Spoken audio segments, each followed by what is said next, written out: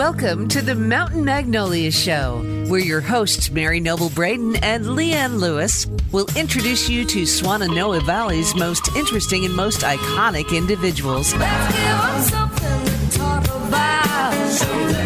Good afternoon. This is Mary Noble Braden, and we are here at the Mountain Magnolia Show with my host, Leanne Lewis, as well. And we are so excited to have a wonderful guest here. Her name is Renae Brame. Mary Noble, I am so glad to have a special guest with us. This particular special guest is Renae Brame. And Renae, you have lived this most amazing life. I mean, I just had this little capsule version for Mary Noble, and please know how excited we are to have you. Thank you. The very first question we start out with is what brought you to Black Mountain? So tell the audience what brought you here. All right. I came to Black Mountain the day after Hurricane Hugo in September the 9th of 1989, and I was chosen to be the superintendent of Black Mountain Correctional Center for Women, which was a female prison facility for minimum custody women. And it was kind of a shock that they selected me.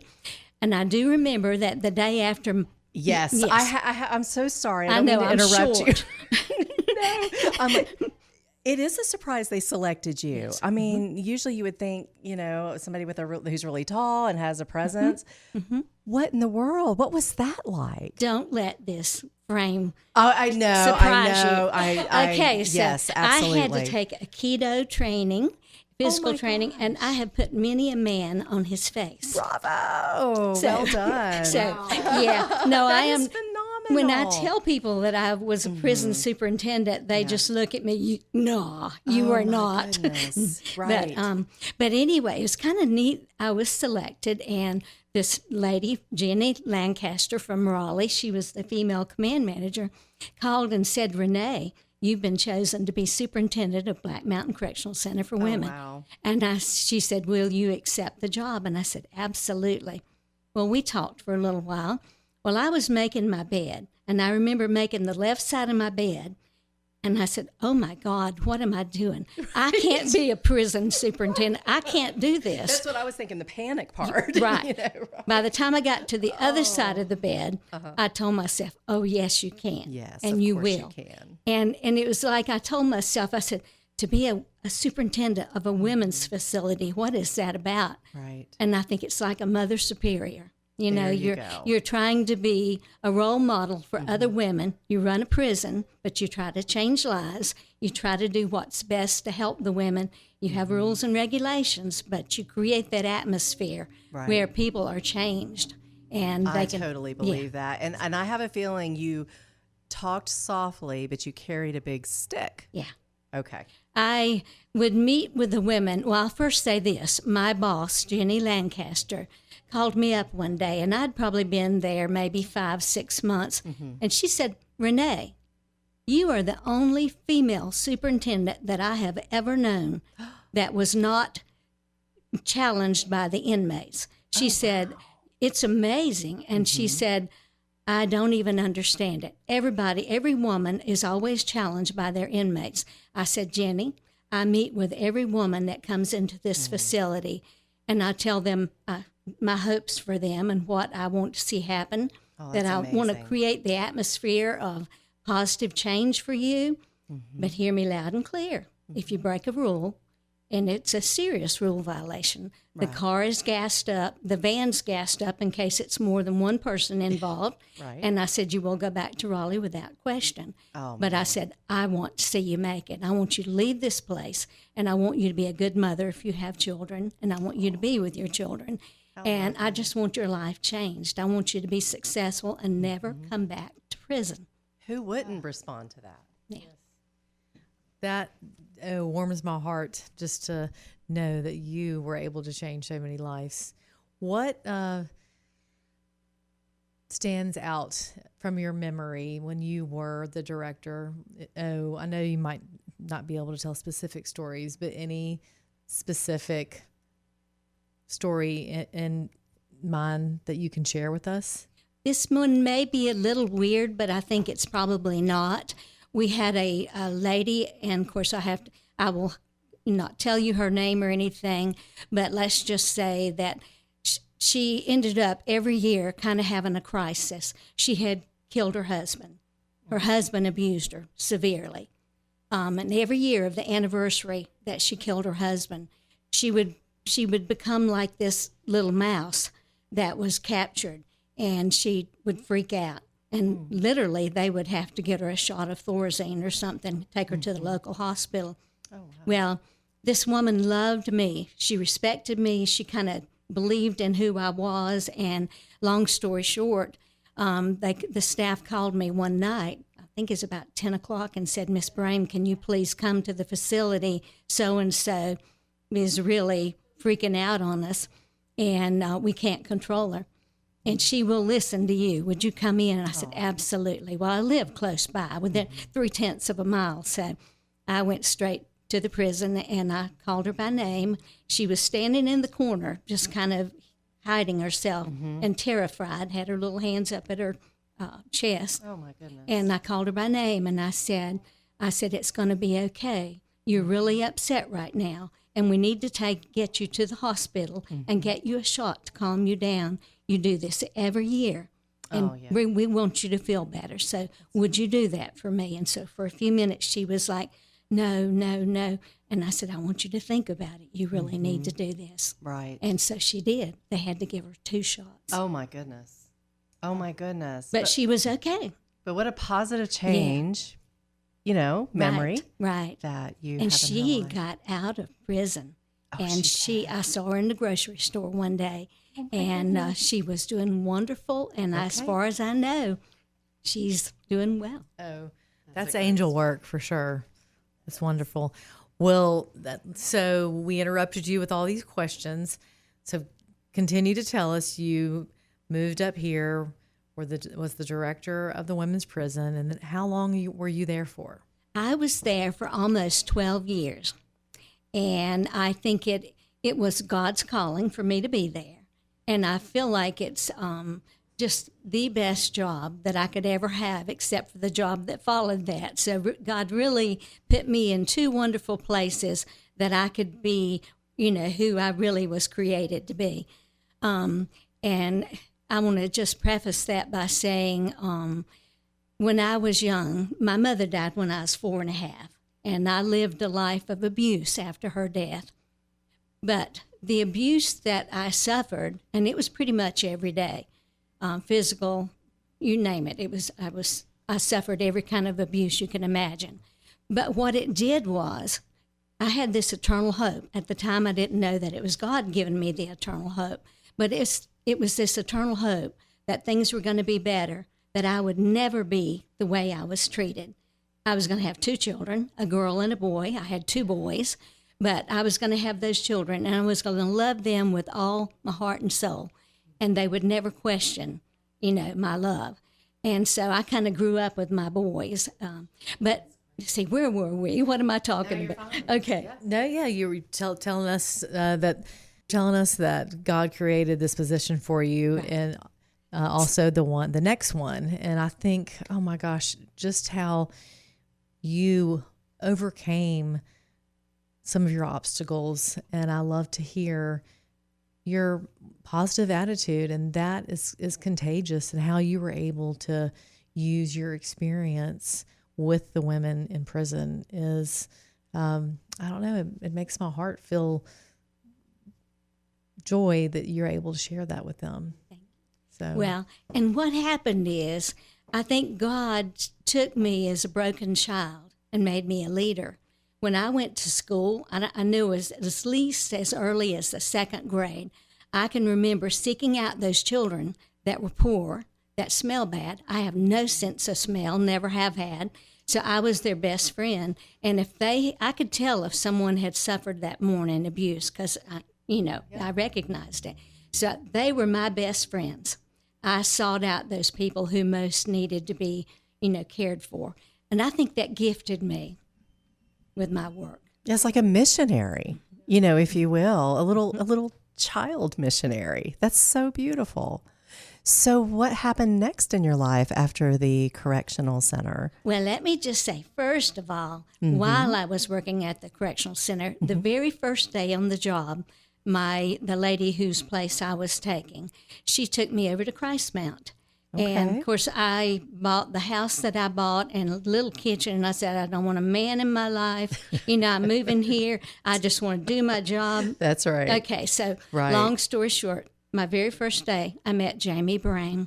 Oh, my goodness. Okay, so we didn't follow up on anything, but when they took a picture of me and put it in the newspaper and wrote an article about me, he told me later that he cut it out and saved it. Oh, and my he goodness. never did that. Oh, he had a shrine on the wall. Right. So I think it was, I don't know, maybe 6, 7, 8 months into my working at the Black Mountain Correctional Center for Women, we had a mother-child retreat. Okay. And the women had asked me to please bring my guitar and sing for them at nice. night with the children. And so I did. Well, Jamie was there, and his boss had asked him to sing. Jamie and I sang together. And I fell in love that very night. Oh, yeah. But we didn't follow up on it. So 12 months into my being here, we finally started seeing each other. He asked me out on my first date. Oh. I invited my son because I didn't realize it's a date. We were going to McDib's to listen to music. And so anyway, after that, we fell in love. Love at first sight. It was instantly. It was meant to be. How old were you? Oh, gosh. I came here when I was 40 years old. So I would have been 41. 41. Amazing. Okay, so here you are at the correctional center. You've fallen in love with the love of your life. You were there at the correctional center for 12 years. Yes. Then tell us what happened next. All right. So, and I want to say one last thing about that. Elizabeth McCubbin, who was the first female superintendent in the state of North Carolina, she had this philosophy, this saying that, and I think she wrote it because I've Googled it, and it's, may you be who you were in the mind of God when he first thought of you. And so that was my philosophy of treatment for the women. That's what I always felt for them. And then I was hired. I was retired 8 months, and I applied for the Swannanoa Valley Christian Ministry Crisis Director position. And I think most everybody knows about that awesome place. The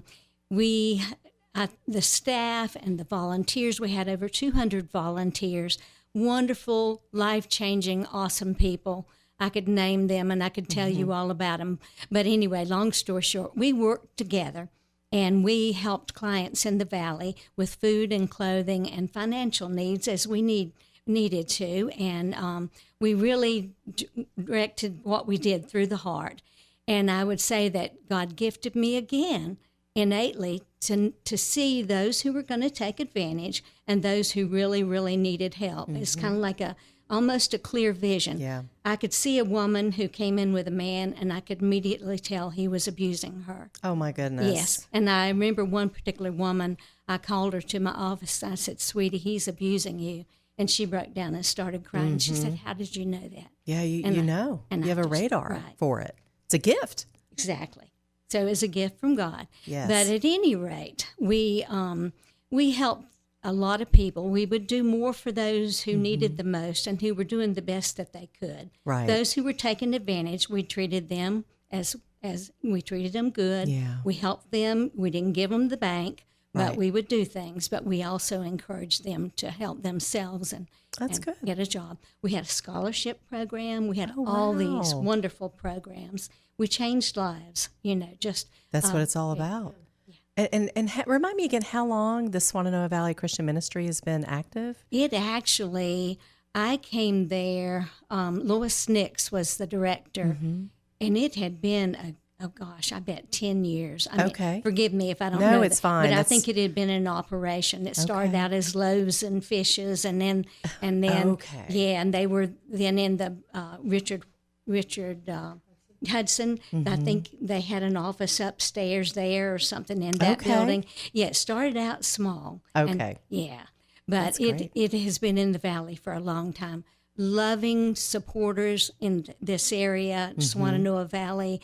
They supported the ministry tremendously. Yeah, they have such a great reputation. Awesome. Let me tell you, with the support and how that ministry is designed. Right. I mean, there's just not a single thing I've ever heard that's negative about No, it's that. fantastic. It's a fantastic helping place. And you were there for how long? I was there for 14 years and 5 months. 14 years and 5 months. Okay. How many years has it been since you've been retired? 8 years at the end of April. Oh my gosh. Yes. How can that be? Yeah. Well, I remember it just seems like yesterday the building was built for Swannanoa Valley Christian Ministries. Well, I love how your story has developed from knowing that you had a mission here to help people and that you could really, you were a radar. You could see what was happening in people and how you needed to help them. And it's so important that we know our purpose. And I know that you know your purpose. So tell us, while you told us a couple of things when you were at the correctional center, memories that stuck out. What would be a memory at the Swannanoa Valley Swannanoa Valley Christian Ministries that stuck out for you? I would say the women, I always smiled at them. I always spoke. And they would say to me, that I made them feel comfortable and that they knew I cared. And I remember one woman saying, "You don't give us everything that we want and ask for, but we know that you care and you give us what you can." And so, I'd say there are so many experiences. The women, it's when someone's in prison, we can look at them like they really did something wrong. But then if we look at their lives and see what they have suffered, you can understand why they maybe did some of the things they did, especially drinking and, maybe drugs or whatever. But there's some really fantastic people who are incarcerated. And if they're given the right atmosphere and if they're given the right people, volunteers and staff and people who care, they will change and they will be free of prison. Oh, that's so lovely. And it's so nice to know more about you, Ruth. I'm so glad that you are a guest. That's okay. Renae. Oh, Renae. Oh, my gosh. I'm so glad, Renae, that you joined us and I was able to get to know you a little more. Thank you. And for saying yes to the calling, God calling you to go here. Because a lot of times we get so fearful, we don't want to go there. So thank you so much, Renae. Now, I believe you have a poem. Yes, that you wanted do. to share with the I audience. do. Okay. May I just say a little thing about my books and my Absolutely. Give it a plug. Okay, so I write books, and I am writing devotional book number 6, Sharing the Light and Love of Christ. And I'm going home this afternoon and finish typing up the last writing. I have a lovely editor, Deb Lentz, and she is editing this. She edited 5 of my books. This is the 5th one.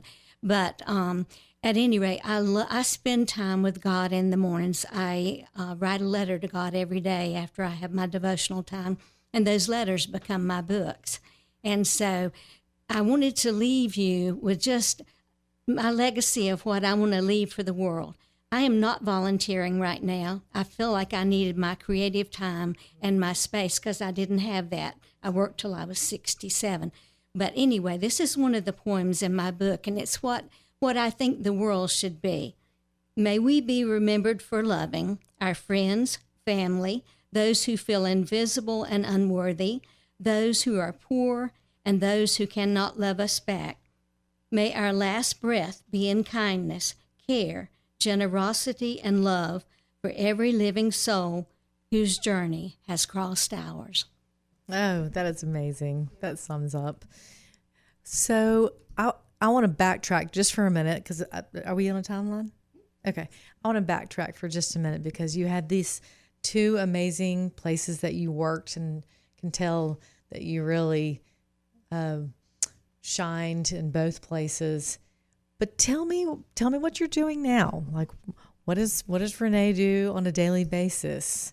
I hear you're playing some music. So tell the audience what you're doing right now. Okay, so after my time with God, 5 days a week, I walk for an hour in Cheshire because we have bears that use our driveway in the beside of our house to go into the woods. And so I used to walk down the driveway and in the neighborhood, but now I go to Cheshire and walk for an hour. And then I come back home. I may paint. I love to paint little birds and wildflowers and pretty pictures. And I paint with acrylic and with watercolor and also with oils. I love to write my books. I'm writing a ghost book, The Ghost of Camp Branch Road. I'm writing a poetry book. I'm writing a novel, Angelia of the Blue Ridge Mountains. And I'm writing a children's book, and it's about every person matters. But at any rate, I also play guitar. I taught myself to play a ukulele and the guitar. I've written probably 110 songs, but I haven't counted them, so more than 100. And my two sons and I sing together, and we have this family harmony. And we're going to do, it'll be CD number 5 and probably another CD number 6, hopefully this year or next year. And I love Is that it? Being Is that creative. it? That's it. I mean, I'm bored. Kidding. Well, I want to hear a little bit more about this ghost book. Okay. Well, I had this little neighbor. Her name was Nell, but she let me call her Annie. I am the only person in this world who could call her Annie. And she lived to be almost 94. I went down to her house one night. I was wanting to work on a stained glass project I was doing. I was off from work. It was snowing. I was so into the creativity. And she called, I'm going to die. It's snowing and nobody's going to care. I'll be here all by myself. I'm so lonely. So I took her some dinner. I made her cheese biscuits and pork chops and went down some other things and went down and visited with her. And while I was there, she said, the ghost was at my window last night. I said, excuse me?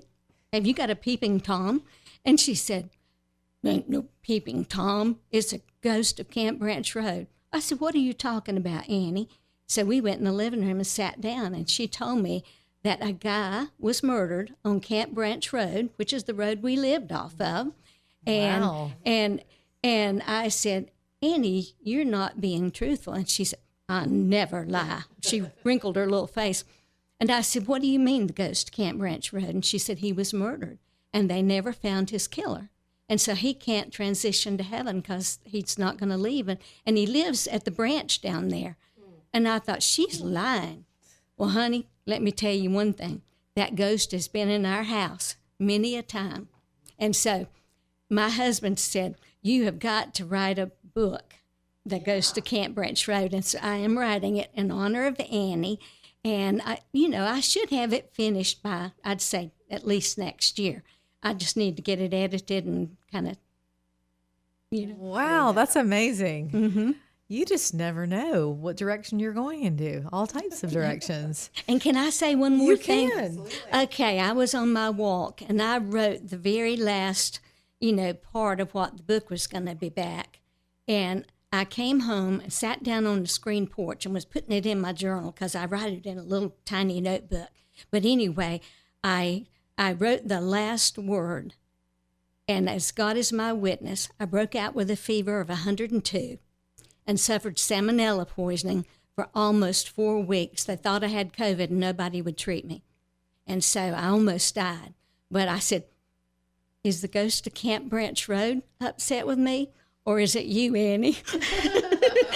Oh, my goodness. So you're done with it. I'm done with it. You're done. I just got to finish typing it. Now, if the audience wanted to check your books out in the future, is there a place that they could go to do that? I self-publish with Kindle Direct Publishing, and you can buy the books through Amazon. And I will spell my name because if you don't get my name right, you might not find the author's copies. But it's Renae Brame. And like I say, I have an awesome editor, and she helps make these books just beautiful. Now, I don't know if she's going to want to edit The Ghost of Camp Branch Road, but I'm going to coax her into it. Wonderful stories. Well, also, we have a Facebook page called Mountain Magnolia Radio Show, and we will share the information with you and as well put Renae's information on there. So, well, Renae, is there anything else you would like to share before we end our show? I'm just honored that you had me today, and I feel like I haven't stressed enough what a great opportunity it was to be at the prison and to be at the crisis ministry. Not many people are gifted with callings that are so wonderful and life-changing and purposeful, and I'm just very grateful to this community, really, for supporting me in all that I did and backing up the work of the prison and the crisis ministry. Well, I think it goes both ways. I think you really shined on both of your positions, and I just love hearing your stories. I can tell you are living in your purpose, and I'm so happy that you're enjoying your retirement and writing amazing books, whether they're about children or ghosts. So I'm going to look them up tonight. Leanne, do you have anything else you'd like to say? Oh, no, other than it was just a privilege to meet you. And you play the guitar and the ukulele. And so we need to talk after the show about our musical, things we have going on. But Renae, thank you so much, because you definitely have made our community a better place. Thank you. Right? You want to ask the one question, what would it be if you started a rumor about yourself? Oh, yes. So if you started a rumor about yourself, what would it be about? Have you seen Renae lately? She looks 25 or 30 years younger, and she's working again. Yes, that's a great one.